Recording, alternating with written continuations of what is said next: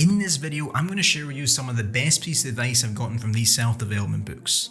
Most of these principles actually overlap across a number of these texts, which emphasizes just how important they are no matter what you're trying to accomplish. My name's David, and welcome to my channel where I explore all things self-improvement. Since self-help books are so focused on achieving your goals, the first principle is to choose the right ones.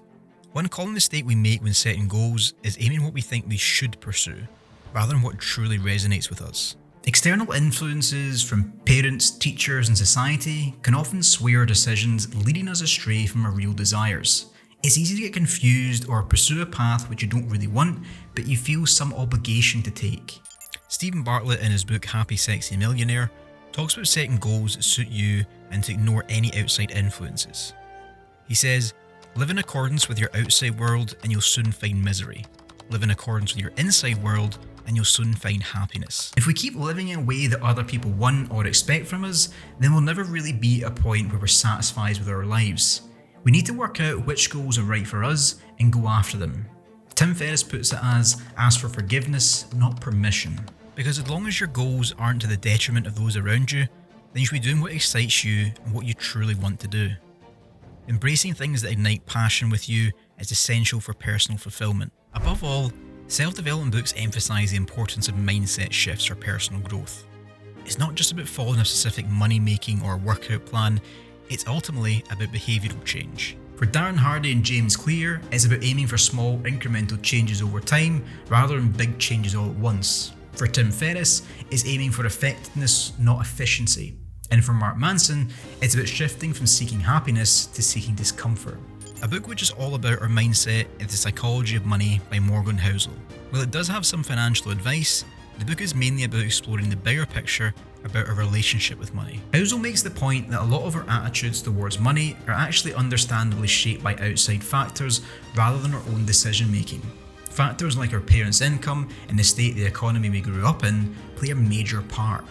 For instance, individuals who experienced the hardships of the Great Depression would likely exhibit a cautious approach towards investing in stocks, having first-hand knowledge of the risks involved.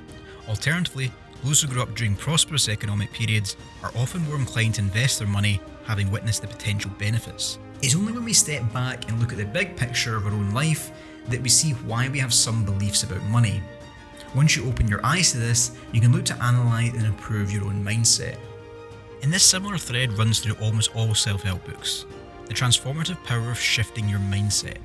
It is a journey beginning with a certain perspective and gradually evolving into a completely different one by the end of the book. Where practical guides and step-by-step approaches are valuable, the initial and fundamental step always revolves around this change in mindset. One that's personally always stuck with me is Tim Ferriss's aiming for effectiveness over efficiency. For so long, my mindset was all about listing down all the things I wanted to or had to do, then doing everything I could to be efficient in them. But Ferris made me realise that effectiveness is a far more worthwhile target. Devoting time and effort to tasks that yield little impact is ultimately unproductive.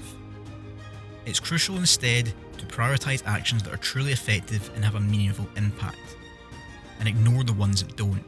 Ever since adopting this mindset shift, I've made much better progress in several aspects of my life and I've never looked back. When striving for significant achievements, we tend to believe that we need to be like Liam Neeson in the movie Taken and possess a special set of skills. We assume that the bigger the goal, the more complexity is needed. While this might hold true in some cases, many self-development books stress the power of simplicity. The book E-Myth by Michael Gerber emphasizes this perfectly. The book focuses on going into business for yourself and navigating the common pitfalls that derail so many people. One crucial lesson is the need to create systems that can be executed by anyone, rather than relying solely on our unique abilities. By organising around business functions instead of specific individuals, we can build reliable systems that produce consistent results. Gerber explains that the common mistake people make is to think that they need to be invaluable and only they can do the job. So if you're planning on opening up your own bakery, then you must be the one doing the baking because it's your unique recipes and skills which will help your business succeed. However, Gerber makes the point that this can't work long term because the quality of the product you're producing can't rely so much on your own time. At some point, someone else has to be able to do it. He says, build systems within each business function. Let systems run the business and people run the systems. People come and go, but the system remains constant. He He gives the example of McDonald's. The crucial factor behind their success was their ability to streamline the burger making process, making it foolproof and ensuring consistent outcomes regardless of the individual handling it.